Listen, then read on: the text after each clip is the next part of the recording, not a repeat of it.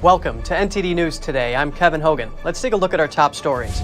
A former senior U.S. official says he helped plan foreign coups while arguing that what happened on January 6th was not a coup. President Biden is visiting the Middle East. Will he emphasize human rights abuses in Saudi Arabia? Not everyone thinks he will. Portions of the video from the Uvalde school shooting have been released by an Austin, Texas newspaper, drawing both anger and criticism. Sri Lanka's president flees the country hours before he is scheduled to step down. Residents have protested over the country's economic nosedive.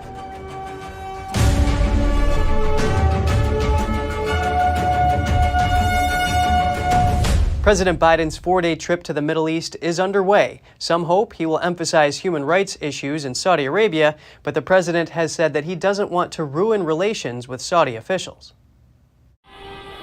Saudis in various countries are hoping that political prisoners in Saudi Arabia can be let go. Many of them are putting their hopes on Biden's visit. But the president himself said in a Washington Post commentary on July 9th that his aim was to reorient and not rupture relations with Saudi Arabia. One U.S. citizen, whose brother was sentenced to 20 years in prison in Saudi Arabia, says she doesn't like Biden's idea of not rupturing relations with the Saudis. This visit could actually fire back.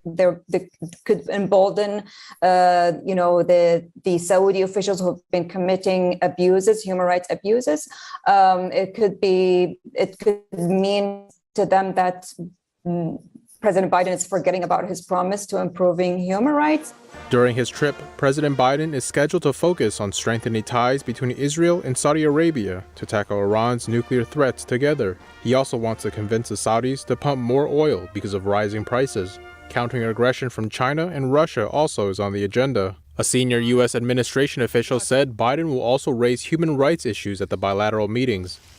Israel is the other country that the president is scheduled to visit. Over 16,000 policemen and security personnel were deployed across Jerusalem in preparation for the visit. People in Jerusalem seem to welcome the American president and hope the meeting will be positive for the region. I really hope that he makes a very strong connection with the Prime Minister today and on his whole entire trip. And I really hope that he makes agreements with Israel that they're going to stay as their allies. Biden is expected to spend 2 nights at the King David Hotel, which hosted several U.S. presidents in the past. After his 2 days in Jerusalem for talks with Israeli leaders, Biden will meet Palestinian President Mahmoud Abbas in the West Bank, which borders Jerusalem. Former senior U.S. official John Bolton says he helped plan attempted coups in foreign countries. He made the comment to CNN after yesterday's January 6th hearing. He was disagreeing with one of the committee's claims based on his own experience in planning coups. NTD's Jessica Beatty has more. The January 6th committee Tuesday claimed that former President Trump tried to mount an insurrection against the U.S. government in 2020 to stay in power. But John Bolton, the former White House national security advisor for Trump, disagrees. He told CNN's The Lead Tuesday that he didn't think Trump could have pulled off a carefully planned coup aimed at the Constitution. CNN's Jake Tapper pushed back. One doesn't have to be brilliant to attempt a coup. I disagree with that. As somebody who has helped plan coup d'etat, not here, but other places, it takes a lot of work. And that's not what he did. It was just stumbling around from one idea to another. Bolton said he doesn't think Trump was trying to overthrow the Constitution, but instead was trying to buy more time to throw the matter back to the states. Bolton said he thinks the J6 committee risks overreacting, and if it goes too far to prove its case, it could undermine it. Trump supporters are wary of the committee. The only 2 Republicans on it are vocal critics of Trump. Some also question the timing of the hearings with the midterms coming up. Meanwhile, after Bolton's comment about helping plan coups, people want to know which ones he's talking about. He didn't give any details when CNN asked, but he did mention Venezuela as an example of how hard it is to attempt a coup. Under the 2020 Operation Gideon, Venezuelan dissidents and an American private military company, Silver Corps USA, attempted unsuccessfully to overthrow Venezuelan leader Nicolas Maduro. At the time, Maduro blamed the attacks on the Trump administration and neighboring Colombia. Both denied involvement. A year prior, Bolton publicly supported Venezuelan opposition leader Juan Guaido's call to oust Maduro. Trump fired Bolton in 2019. The White House at the time told Fox News that many of Bolton's policy priorities did not align with President Trump's. Jessica Beatty, NTD News. Surveillance footage from the Uvalde school shooting was published online. The video shows the shooter entering the school and classroom, as well as the police response. Please note, the following footage may be disturbing to some viewers. NTD's Jeremy Sandberg reports. The Austin American-Statesman, a Texas newspaper, posted the footage on their website. The video shows the 18-year-old gunman crashing his vehicle outside the school and entering the building after firing his gun outside. He walks in through an unlocked door carrying a semi-automatic rifle. The sound of gunfire and children screaming is then heard for more than 2 minutes. Police officers arrive in the hallway minutes later. They take cover but don't confront the shooter. Another 77 minutes go by before they breach the classrooms and kill him. Officers are seen pacing back and forth in the hallway, talking and using their cell phones. About 20 minutes before the classroom is breached, a man wearing a vest that says sheriff casually uses a hand sanitizer dispenser mounted on the wall. Police waited for keys to one of the classrooms, which investigators later say was unlocked. Law enforcement officials have been widely criticized for their handling of the situation and response time. Children inside the school called 911 several times during the attack. One of the teachers killed called her police officer husband after she was shot and told him she was dying. The officer reportedly had his firearm taken away and was restrained and escorted off the scene when he tried to save her. A report from the Texas Department of Public Safety earlier this month found that a Uvalde police officer could have shot the gunman before he entered the school, but hesitated to wait for permission from a supervisor. Texas Department of Public Safety Director Stephen McCraw says he was deeply disappointed by the newspaper's decision to publish the video, saying those most affected should have been among the first to see it. City officials insulted the media for showing the video, saying it was done for TV ratings and money. The way that video was released today is one of the most chicken things I've ever seen. The newspaper did not say how they got the video, but published an accompanying note defending their decision to post it. Jeremy Sandberg, NTD News. Turning now to abortion, how is the overturning of Roe v. Wade impacting the nation? Senators heard from first-hand witnesses on Tuesday, one describing a man who approached a pregnancy center with a machete in hand. Here are the details. Come to order. The Senate Judiciary Committee held a hearing Tuesday on the legal consequences of the Supreme Court's decision to overturn Roe v. Wade. They invited 5 women from both the pro-life and the pro-abortion side to testify. The director of a pregnancy center in Sacramento, California, said that her clinic had a security threat last week. A man approached our care center with an armed machete. We have been forced to hire 24-hour on-site security. We've had to reinforce doors and bulletproof our walls. We've had to paint our building with anti-graffiti coating. We've added cameras, armed our staff with pepper spray, and stopped running our mobile clinic because of threats of violence. Republican Senator John Cornyn had an intense exchange with Professor Kiara Bridges of UC Berkeley Law School, who is on the pro-abortion side. The senator noted that Bridges said that black babies are aborted 3 to 4 times more than non-black babies. You also talk about systemic racism. Do you see any systemic racism associated with the prevalence of abortion for black babies as opposed to non-black babies? Absolutely. The higher rates of unintended pregnancy that lead to higher abortion rates among black people is a result of structural racism, systemic racism. I understand systemic racism not to be boogeymen who are trying to dupe black people into abortion care. I understand structural racism to be the systems that have made it so that black people disproportionately bear the burdens of poverty in this country, the systems that have denied them the basics that they need in order to live humane lives like food, clothing, shelter, health care. So you believe that that responds with the criminal legal system. You believe there ought to be more black babies aborted, is that right? I believe that we ought to create the conditions under which people can lead lives that are filled with dignity and humanity. And that means being able your way of thinking that happens when more black babies are aborted. I believe, I love black people with the capacity for pregnancy. I think they have agency, they have intelligence, they know what is best for themselves, and I would love to create the conditions under which they can live lives that are filled with dignity and humanity. And do you think a baby that is delivered alive has value? Yes.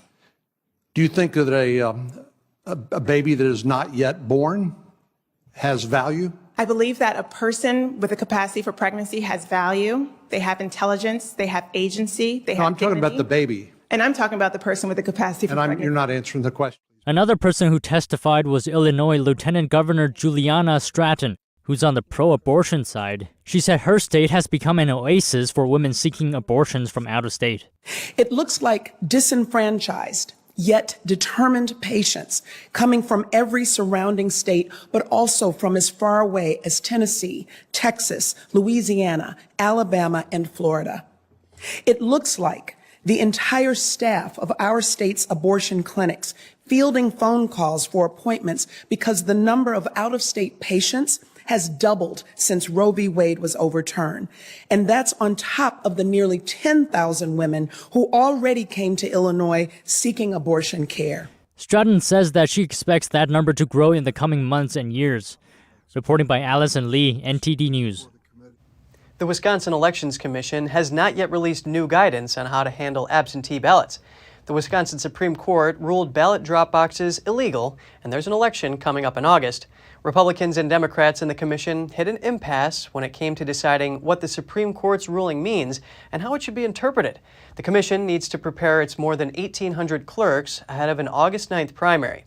The court recently ruled that drop boxes that enable people to drop off ballots cast by themselves and others are illegal under state law. They said voters must return their ballots in person. Republican commissioners said Tuesday the commission should provide guidance to clerks running the elections to help them better understand the ruling. Democrats argued that it is unclear what the commission can tell clerks. They said the proposed guidance went too far and that it could potentially confuse clerks and spark a slew of lawsuits. The state of Pennsylvania is suing officials of 3 counties. The state wants to force their local government to count undated mail-in ballots from a recent primary election. The Pennsylvania Department of State and the acting secretary filed the lawsuit against 3 counties' Board of Elections. Pennsylvania's Democrat Attorney General said in the filing that the election officials in the 3 Republican-controlled counties refused to count absentee and mail-in ballots. He claimed those ballots were lawfully cast by qualified voters, but that they lack a date on the return envelope. In a press release, the Lancaster County Board of Elections wrote that the plaintiff's demand is contrary to the law or any existing court order. Pennsylvania state law requires ballots that are received on time and cast by a qualified voter but are missing a handwritten date on the envelope to be rejected. The state's lawsuit piles onto a series of similar legal battles. A recent Supreme Court decision ruled in favor of having undated ballots counted. And coming up, a former FAA official explains several factors behind the current travel disruptions at airports. Summer travelers around the globe are bracing for cancellations, delays, and other chaos. Stay tuned for more after this short break.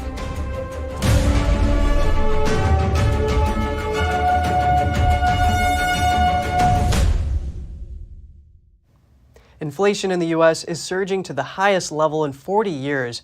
Wednesday, the Bureau of Labor Statistics reported that consumer prices rose 9.1% last month in a year-over-year comparison. That's the highest rate since 1981. It's also higher than the 8.8% that economists predicted. Analysts say gas prices played a major role in June's spike, with the national average rising above $5 per gallon in much of the U.S., according to AAA. The Bureau also reported that electricity prices rose more than 13% for the 12-month period ending in June. Natural gas prices also jumped over 38% for the same time period. Summer travelers are facing mounting flight cancellations, delays, and other chaos at airports across the globe. The aviation industry is still trying to rebuild staff levels following the COVID-19 pandemic. A former FAA official explains the situation. Kenneth Quinn is a former chief counsel of the Federal Aviation Administration, or FAA. He says that behind the mass travel disruptions at U.S. airports is a staffing issue plaguing the entire aviation industry.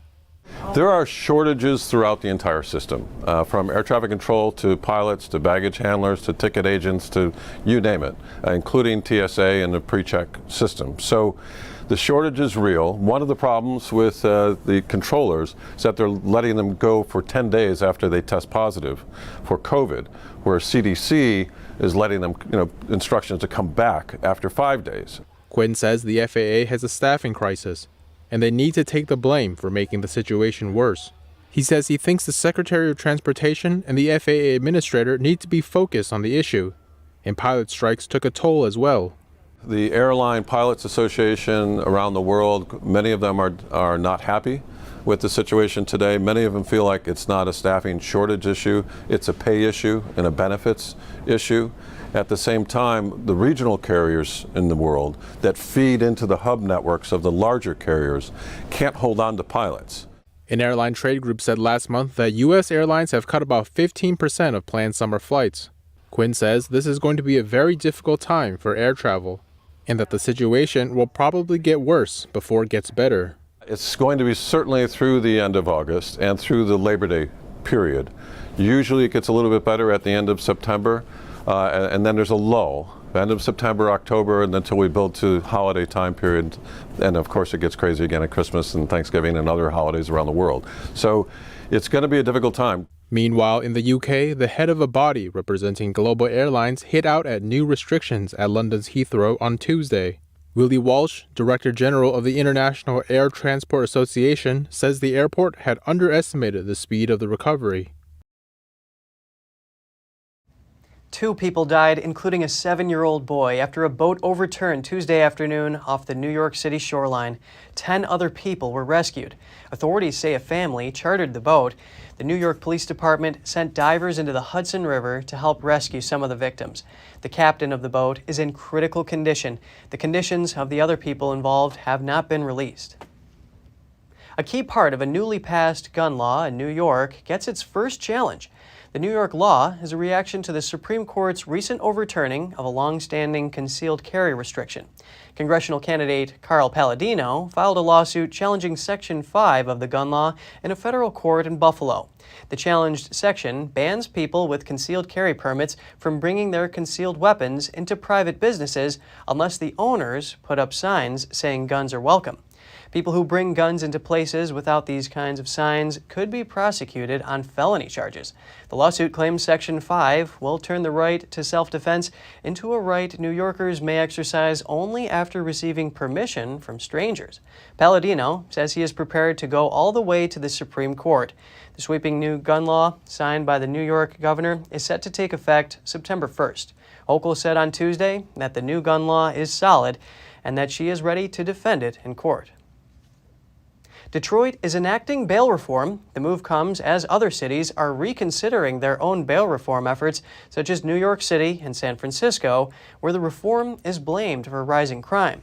Detroit's district court and advocates say the reforms strike at racial inequality in the criminal justice system. Judges can still impose cash bail, especially if defendants are deemed a flight risk or a danger to the public. However, judges must say on the record how imposing bail would protect the community or prevent a failure to appear in court. Also, every individual making less than $27,000 a year will be assumed unable to post cash bond. That's twice the federal poverty level. This was the scene Tuesday as passengers roughed off an airplane at Denver International Airport. This follows reports of smoke and fire under the plane. A passenger shot this video as people got off the United Airlines plane while the flight crew urged them to leave their bags on the plane. Witnesses say everyone moved quickly and they were off the plane in less than 2 minutes. The Denver Fire Department responded at the gate and said on Twitter that firefighters quickly put out the small fire. The flight was coming in from Kansas City, Missouri. No one was hurt. A mother and her daughter have pleaded guilty to fraud in federal court. Their crime? Operating a funeral home in Colorado, but instead of cremating all bodies, they sold some. It's believed that they defrauded at least 24 families this way. At least one corpse was sold for use in a human body exhibit in a museum overseas. The victim said in court that her father's body was sold to a center in Saudi Arabia that preserves body parts for the price of a cheap used car. She learned from the FBI that the ashes she received were not her father's. In the U.S., selling organs for transplant is illegal, but the sale of body parts for use in research or education, which is what the two did, is not regulated by federal law. One of the two reached a plea deal and will likely spend 5 to 6 years in prison. The second person didn't reach a deal, and prosecutors are seeking 12 to 15 years. 4,000 beagles will be transferred from a Cumberland, Virginia research facility. The location, known as Vigo, was cited for animal welfare violations. The Humane Society is working with the Department of Justice to remove the beagles. A Department of Agriculture report shows that between January and July of last year, more than 300 puppies died of unknown causes at Vigo. Under the court-approved rescue plan, the beagles will be transported to partner animal shelters and rescue groups. From there, the puppies will be put up for adoption. The entire transfer will take around 60 days. The Humane Society will cover the cost of transportation, while Vigo will pay an adoption fee per animal to the shelters.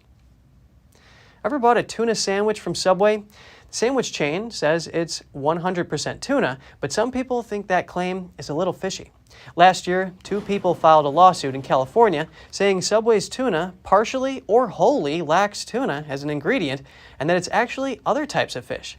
Subway pushed back, saying the non-tuna DNA could be from eggs and mayonnaise or the result of cross-contact with other ingredients. But the judge in the case isn't completely buying it, saying Tuesday it's too soon to accept that argument and the lawsuit against Subway can move forward. This doorbell video shows the moment a stranger stopped to alert a family that their garage was on fire. Your guys' garage is on fire.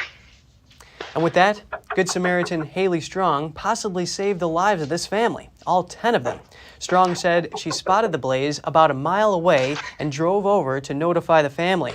Josh Ellis and Brittany Downing said they heard Strong's knocking around 1 a.m. while they were watching TV.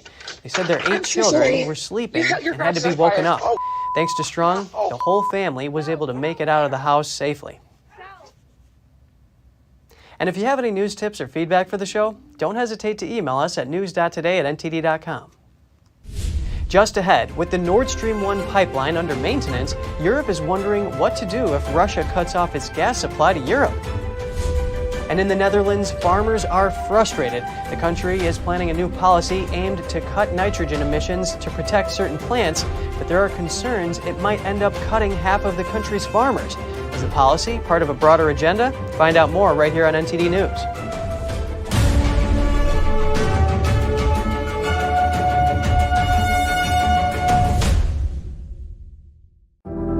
Secure, the true solution for your digital privacy and security.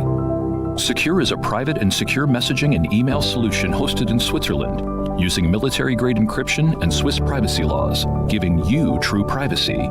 Secure is 100% private and does not collect or sell any of your personal data. Secure's Helix technology connects you securely to our Swiss servers without the need of a VPN, guaranteeing privacy and security for all your communications. Secure Messenger doesn't require your phone number or any personal data that hackers target. Chat by Invites allows you to chat privately and securely with anyone outside of your secure network without the need for others to download Secure. Secure Send offers you a private and secure way to email anyone outside of Secure. You won't find this level of privacy or security on any other email or instant messaging application. Visit secure.com. Regain and protect your privacy today.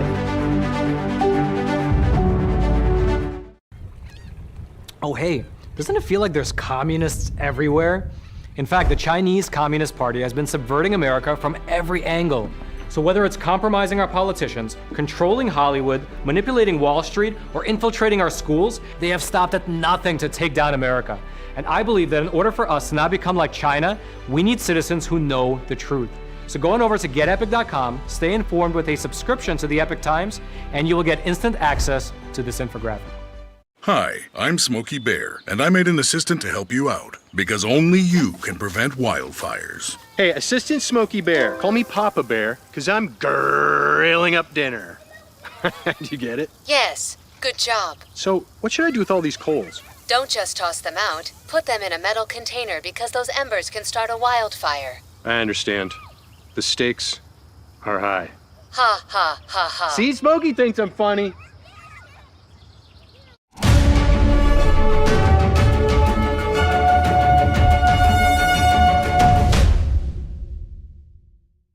Sri Lanka's president, Gotabaya Rajapaksa, fled the country early today, just hours before he was due to step down. He is now in the capital of the Maldives. Protesters were still gathered in and around his office.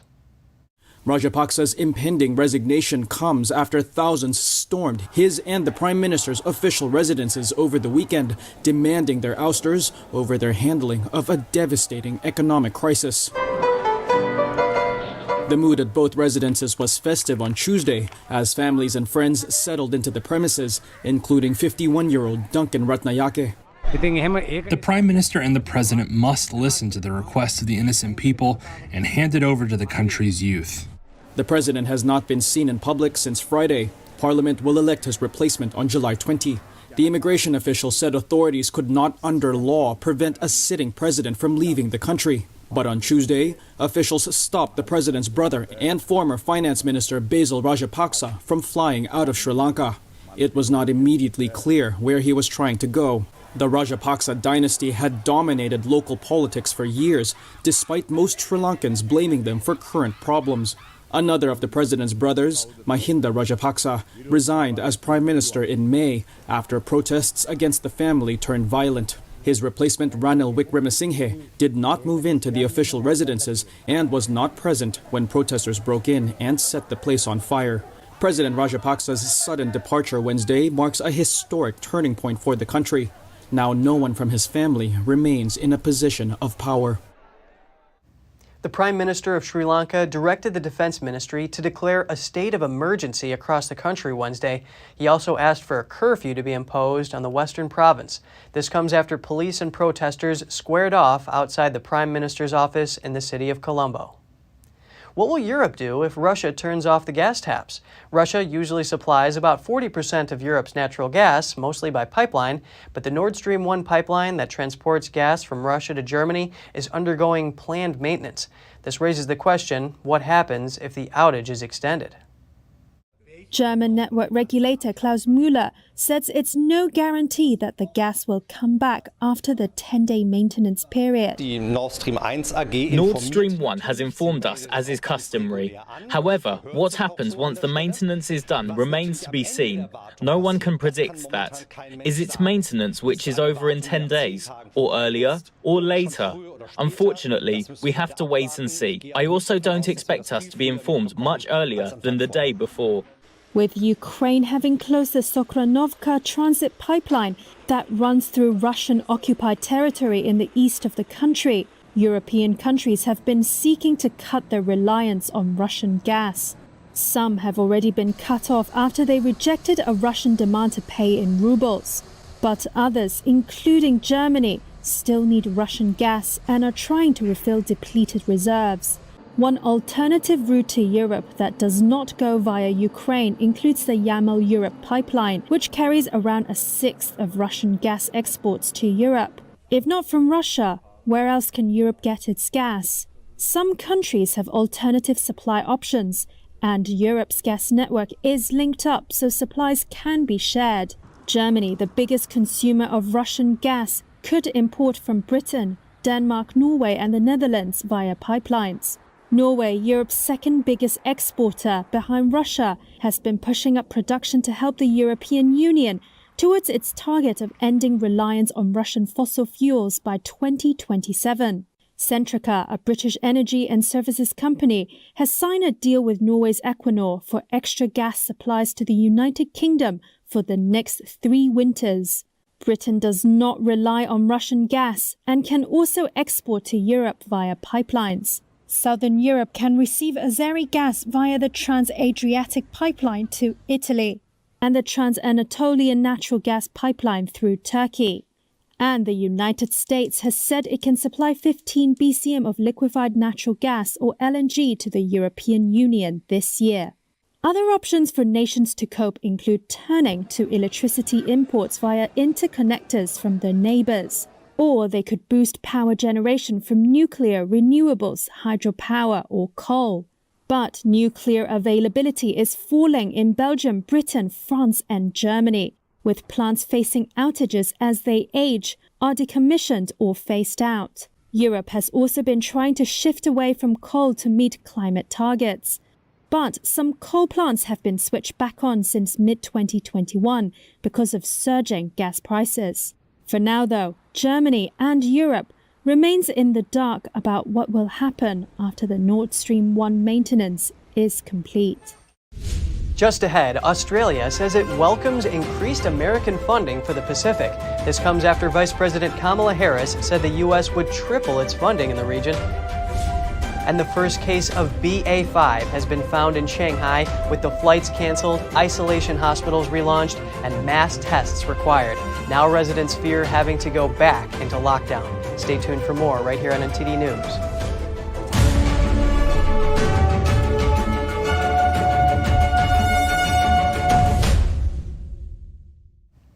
Australia's Prime Minister says it's important that the U.S. increases support for the Pacific region.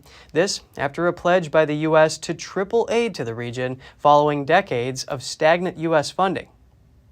I very much welcome the increased engagement of the United States in the region. It's a significant support package that they've announced, increased diplomatic presence, increased support in the form of aid, increased support in the form of infrastructure development here. Vice President Kamala Harris said in a video address to the Pacific Islands Forum in Fiji that U.S. funding for the Pacific Islands would be tripled. That would bring it to $60 million a year for a decade. She said the money would go towards enhancing maritime security and combating illegal fishing and climate change. The deal is subject to approval by Congress. Australia's leader, Anthony Albanese, also told reporters in Fiji that he would have a respectful discussion with the Prime Minister of the Solomon Islands. The island nation recently struck a security deal with the Chinese regime. The deal is concerning to the United States and its allies. Pacific leaders gathering for the 4-day forum stressed climate change as the region's major security issue, but tensions between China and the United States and the surprise withdrawal of Kiribati from the forum are also being discussed. TikTok has confirmed that employees in mainland China can access the data of millions of Australian users. The admission came after Australia's cybersecurity minister wrote to TikTok's Australian general manager. He asked for clarification on local user data. He then publicized the correspondence on social media. He said TikTok admitted that Australian user data is accessible in mainland China in reach of the Chinese regime. This follows previous assurances it was safely stored in the U.S. and Singapore. TikTok's Australian Director of Public Policy wrote in reply that certain team members in China can access the user data if needed for their jobs, but he said that the company has never provided user data to the Chinese regime. This comes after reports in the United States that TikTok's American user data can be accessed in mainland China. A COVID-19 subvariant has made its way to Shanghai. It's called BA.5. Now all flights are canceled in the city, while authorities have ordered mass virus testing and the closing of residential compounds. Some locals say they're afraid of living under another lockdown. Let's take a look. Shanghai's first case of the BA.5 subvariant was reportedly found in the city last Sunday. That's according to the vice head of Shanghai's Health Commission. Now the city is under fear of lockdown again. Some compounds where the infection was found were already blocked off with wires and metal sheeting. At the same time, all flights from Shanghai to other cities in China have been canceled. The discovery is driving ramped-up restrictions in the city starting Tuesday. The rules require mass virus testing for residents in 8 major Shanghai districts. As for those who may have come into close contact with confirmed patients, isolation hospital wards have relaunched to receive them. Shanghai's population was released from an earlier months-long confinement only weeks ago. As of Monday, a total of 54 new infections have been discovered in Shanghai. That's based on the latest updates from Shanghai's Health Commission website. The numbers mark a record high since May. Dr. Anthony Fauci warned that the BA.5 subvariant can substantially evade neutralizing antibodies. He also suggested it targets both vaccinated and infected groups. Symptoms of BA.5 include runny nose, headache, sore throat, cough, and fatigue. The Tokyo District Court has ordered 4 former executives of Tokyo Electric Power Company to pay $95 billion in damages to the operator of the wrecked Fukushima Daiichi nuclear power plant. That's according to national broadcaster NHK. The ruling, in a civil case brought by Tepco shareholders, marks the first time a court has found former executives responsible for the nuclear disaster. Reports say the court judged that the executives could have prevented the disaster if they had exercised due care. A Tepco spokesperson declined to comment on the ruling. The ruling marks a departure from a criminal trial ruling in 2019. In that case, the Tokyo District Court found 3 Tepco executives not guilty of professional negligence, judging that they could not have foreseen the huge tsunami that struck the nuclear power plant. The criminal case has been appealed, and the Tokyo High Court is expected to rule on the case next year. The Fukushima Daiichi nuclear power disaster was triggered by a tsunami that hit the east coast of Japan in March 2011. It was one of the world's worst and generated massive cleanup, compensation, and decommissioning costs for Tepco. South Korea's Unification Ministry released photographs of 2 North Korean fishermen who were suspected of killing 16 shipmates being forcibly dragged across the border between North and South Korea. At the time of the deportation, the government of then-President Moon Jae-in called the fishermen dangerous criminals. He said they had killed colleagues in a fight over an abusive captain on their ship before crossing the sea border. South Korea's presidential office also denounced the repatriation of 2 North Korean fishermen in 2019 as a potential crime against humanity by the previous government. Human rights activists have condemned the repatriation, and a UN investigator said South Korea had probably violated the men's rights. While their fate has not been confirmed, a UN rights official has said there was an expectation their rights would be violated when they were turned over to North Korean authorities. And if you have any news tips or feedback for the show, don't hesitate to email us at news.today@ntd.com. And coming up, Americans visiting Europe are taking advantage of the low exchange rate between the euro and the dollar. The euro dropped to parity with the dollar for the first time in 2 decades. Thousands of people head to Harrogate to one of the largest agricultural shows in the country, the Great Yorkshire Show, where there's plenty of sheep. We'll have all that and more for you after this short break.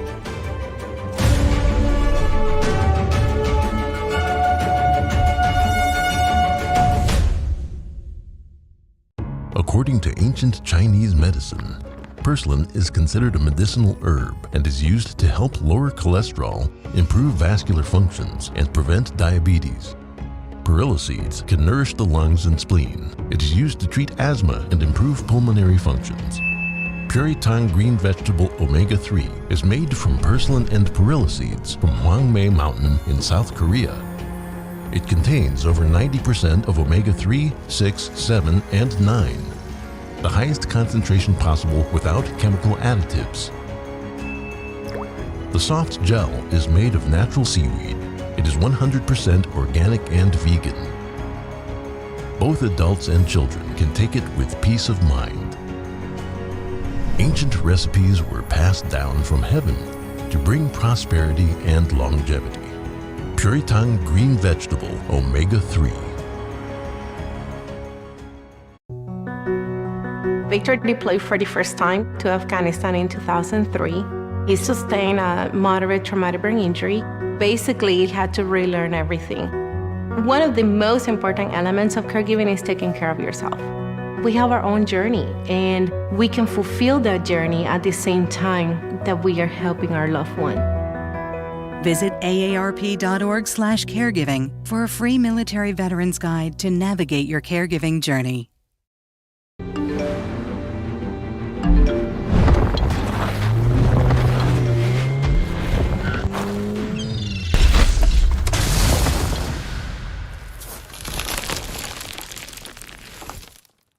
"23 years and counting, the persecution of Falun Gong in China."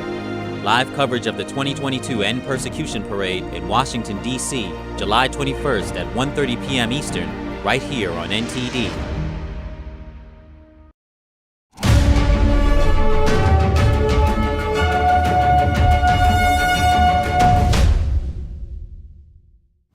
Farmers in the Netherlands continue to protest a policy proposal aimed at cutting certain emissions like nitrogen oxide in half by 2030.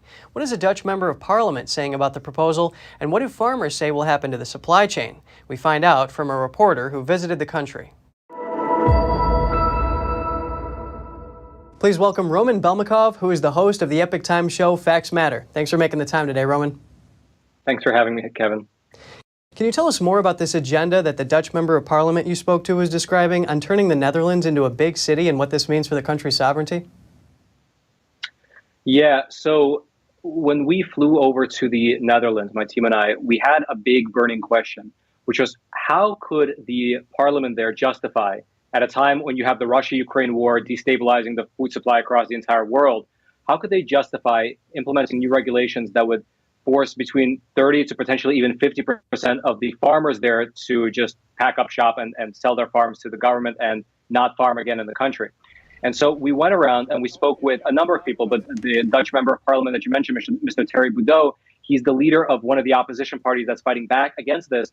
And what he said was that what happened is that 22 years ago, the Netherlands signed onto an agreement called the Europa 2000, because it was signed in the year 2000, and they agreed to protect certain types of wildlife. I think in their case, it was moss, clover, and hay. And because they need to protect this very specific species of plants, they need to have their nitrogen levels at a certain point. Otherwise, that would turn the ecosystem a little bit different, and those particular species wouldn't be able to thrive. Now, since then, of course, it's been 22 years and things have developed. But what's happening now is that the nitrogen levels, apparently, at least according to the scientists that are being employed by the parliament, they're getting to a level where the biodiversity would actually shift. And he was saying, the member of parliament, in his opinion, would be the correct action to take would be to write a letter to the EU and say, hey, listen, like, maybe this agreement made sense 20 years ago, but now at a time with global food crisis and half our farmers' livelihoods on the line, we're no longer going to be protecting these things. We're actually going to be looking out for our farmers. So how would this affect farmers? I mean, I know there's outrage among this, but what did they tell you? So we drove around the entirety of the country. It's a small country. You can actually go from the very top to the very bottom in like 3.5 hours. And we got a chance to speak with dozens of farmers. And they told us, many of them told us that they would have to sell half of their livestock. And whenever anyone told me that they needed to sell half, 40%, 30% of their livestock, I would then ask a follow-up question. I would ask, can you actually sustain that? Can you actually sustain keeping your farm going by selling half your livestock? And all of them who I asked that question to said no. They would need to actually sell their farms, sell their second, third, fourth generation farms, because the overhead doesn't change. It's only the profit that's going to change if you sell half your cattle. So a lot of them said that this is a disaster waiting to happen, not only for them, but for the entire supply chain. You have truckers, packers, you have cheese makers, et cetera. I mean, it's a whole ecosystem there, yeah. Seems like this would be a chain reaction. If the farmers go under, what happens to the country? I mean, they have to provide their own food, right? Yeah, well, this is where things get a little questionable, because they are one of the biggest exporters of food in the world, the Netherlands. So they export, in terms of all agricultural products, they're number 6. But if you look only specifically at our animal-related agricultural products, they're number 2 in the world, which is amazing. They're, just for your viewers, just to give you a comparison, the Netherlands is the size of Vermont and New Hampshire together. So it's a tiny, tiny country, and yet they export that much product. Now, in terms of their internal food system, it might be okay because they export so much. It might be the surrounding countries that actually import their food that might have to scramble to find new supplies. But the economy will definitely take a hit, because while they export the food, they import the money, right? So so that's what people told me might happen. Roman Balmakov, host of Epic Times Facts Matter, thank you so much for your time today. Thank you. Good news if you're planning to visit Europe, but bad news if you're a European resident. The value of the euro fell to parity with the dollar for the first time in 20 years. That means €1 is worth $1. Here are the details. The value of €1 fell to just $1 on Tuesday for the first time since 2002. The euro has lost around 12% of its value versus the dollar since the start of the year. This is good news for American tourists spending money in the Eurozone, but may not be good news for Europeans. A trip to the United States will cost more for them, and some Italians say they are worried about the rising costs. It's definitely not a positive sign. Everything around it makes us realize that. There are increases on everything, not to mention gas and the economy. I came to Rome because I have children who study and work here. Rome is crowded, but the restaurants are not full. So the problem is real, and it's also a big one. American tourists in Rome and Paris reacted enthusiastically to the news. The current exchange rate means they now have more purchasing power in the Eurozone. Well, we went somewhere today in Brandy Melville, and it was cheaper to buy the show. In euros it was 21, and then in American dollars it was 23. So I mean, it's cheaper to come here and buy stuff. So it's better to come here, I guess, and spend money here than spend money in the U.S. You can get the same stuff. So yeah, I mean, I guess I would come here more than because it's cheaper to come. A man from Ohio says this makes his trip a little bit more affordable. He can do some things that he might not have otherwise done. And a woman from New York says she might even reconsider her future holiday plans. Yeah, so I would definitely spend probably a little bit more than I was expecting to bring home gifts, and probably do a little bit more shopping in the wonderful shops. But definitely for Christmas, for holiday, would reconsider where we would go. We normally go away somewhere warm, but maybe we go somewhere in Rome or somewhere back in Paris and France to take advantage of that euro. The last time the euro was below $1 was on July 15, 2002. Both currencies have been trading at 20-year lows as the dollar has surged along with U.S. interest rates. German airline Lufthansa is canceling 2,000 summer flights from Frankfurt and Munich. Lufthansa had already cut 770 flights from the 8th to 14th of July to help relieve some of the pressure on their systems. In this most recent round of cancellations lasting until August, the majority of flights affected will be domestic and short haul.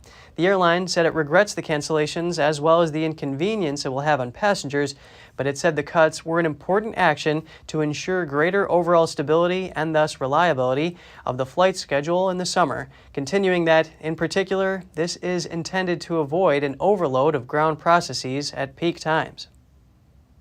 One of the largest agriculture shows in England opened its doors in Yorkshire on Tuesday. The Great Yorkshire Show is a celebration of the English countryside, agriculture, and food. Tickets sold out this year, with 140,000 people expected to attend over 4 days. NTD's Jane Worrell was at the show in Harrogate and sent us this report. Well, in preparation for these 4 days at the Great Yorkshire Show, the animals here have been groomed well in advance. We found out what it takes to get your sheep ready for the show. They're usually just grass-fed, but for about a month before the shows, we'll give them a bit more nutrition, so a bit higher protein, and then we'll start to prepare them, get them all dressed up about a month before. So when you're dressing your sheep, you're wanting them to you're wanting to exaggerate the good characteristics. So, for example, the Dutch spotted sheep are nice and long in conformation. They're wide, they've got good briskets, and they've got good jiggets as well, which is what the judge is looking for. So you're wanting to elaborate on that by making their bums look as big as you possibly can, their brisket looking as big as possible. They want them to be nice and tight skinned, so the Dutch spotted are nice tight skinned sheep anyway, but you're just wanting to exaggerate on that, making them look even more tighter. Nice and clean, sharp sheep. There's plenty more sheep. Just across from there is the sheep shearers competition, a skill that can take 8 to 10 years to master. And not to forget the cattle. This year at the show there are 2 World Cattle Congresses. Bring out the natural shine. It's there, but you've got to bring it out. What we do is not an occupation, it's a way of life. We love what we do, and everyone in the showground is doing this will tell you the same. We wouldn't work 15, 18 hours a day, 7 days a week, if we didn't love doing this. The Great Yorkshire Show has been going for more than 160 years. The director said he hopes it will continue as an agriculture show. There are many things here that are traditional. Many of the sheep classes and the pig classes were all here at the beginning. People can expect to get the shopping at Christmas if that's what they really want, an explanation from farmers about where the food comes from. But it is a great place for farmers to gather. Farming is quite a lonely old industry nowadays, and so people come here on holiday, very much the livestock people do, but people that you haven't seen from one year to the next. It's a wonderful social gathering for everybody. While it has a strong heritage, people are also here for the food. To give you some numbers, and this is excluding sales that are made to the general public, the list for the caterers includes 400 kilograms of sausages, 40 sponge cakes, 2,200 scones, and around 10,000 Yorkshire tea bags. Jane Worrell, NTD News, Harrogate.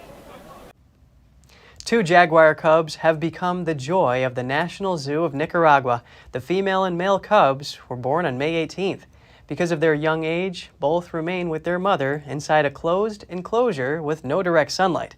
The zoo's veterinarian hopes that once they reach 3 months old, they'll be able to go out to their enclosure's patio. The cubs are monitored 24 hours a day by their caretakers through video. Their names will be chosen by school children through a contest. The only condition is that they must be in an indigenous language. There are lots of different theories about food. The internet is awash with food myths.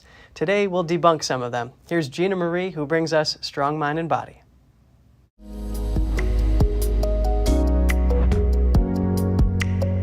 We try to eat healthy foods and we avoid others because we heard they do something bad. In fact, what passes for truth often isn't, especially when it comes to the internet. Let's sort fact from fiction. Popcorn. The myth is that popcorn has no nutritional value. The truth is, it's a relatively healthy snack, especially if the seasoning is simple. It's rich in dietary fiber, resistant starch, and antioxidants. Resistant starch helps gut bacteria. That reduces risk of diabetes and other diseases. Popcorn is ancient. Modern processing is the problem. Sugar, seasonings, and preservatives are often overused. Eggs. The myth is that eggs play havoc with cholesterol levels. Cholesterol comes from food intake and the liver. We need some cholesterol to form cell membranes and synthesize some important hormones. You'll want to avoid bad habits like a lack of exercise, eating sweets, and smoking. In these cases, the liver will make too much cholesterol, but don't blame eggs. They contain vitamins A, B, D, E, and K. Also zinc, lutein, and folic acid. Eating eggs boiled is best.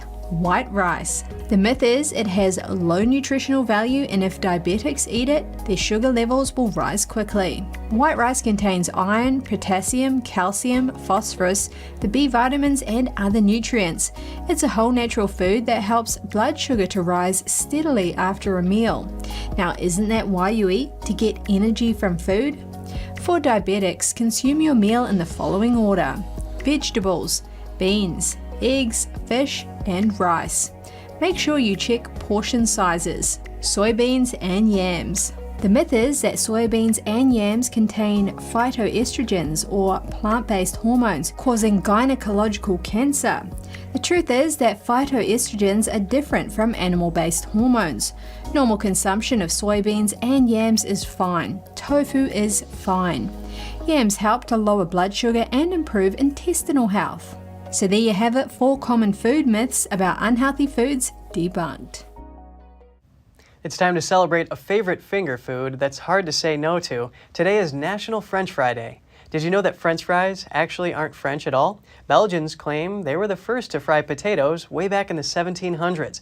But the French popularized fried foods in the mid-1700s, and there are 2 versions of how fries came to America. One is that Thomas Jefferson first served potatoes in the French manner at the White House in 1802.